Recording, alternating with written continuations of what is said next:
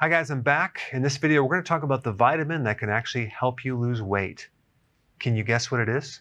Well, you're probably looking over there and you're seeing what it is, but it's vitamin D. Did you realize there's over 140 clinical trials on the relationship between vitamin D and obesity? There is a ton of research related to this topic. So let's talk about why vitamin D could help you lose weight. Now, as a side note, I remember this patient who used to come into my office when I had my office. He had this gut, this huge belly, and he'd go to Florida for a 2-week vacation, and he would come back, and I swear it was literally flat. And at the time, I didn't know it was the vitamin D, but it was the vitamin D from the sun, because you'd get all the sun, and his stomach would just shrink. Now, this next point is very interesting. Vitamin D deficiency occurs when someone becomes obese. It occurs routinely in diabetics, when you have insulin resistance, when you're under stress, you're usually deficient in vitamin D. Actually, when you get certain vitamins, and I'm talking specifically of the flu, you're usually always deficient in vitamin D. When you have asthma, you're usually deficient in vitamin D. High blood pressure, you usually have a vitamin D deficiency. Autoimmune conditions and inflammation, you have a situation where you don't have enough vitamin D.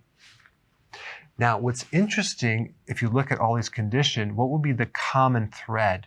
Well, right here, insulin resistance, which is really created by having too much insulin. Too much insulin in type 2 diabetes, definitely in obesity or a stubborn metabolism.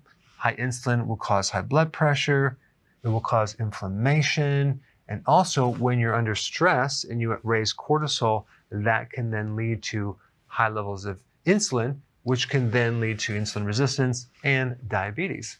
Now, the reason I'm bringing up the topic of insulin is if you haven't seen my videos before and you're new to my channel, you're going to hear this a lot.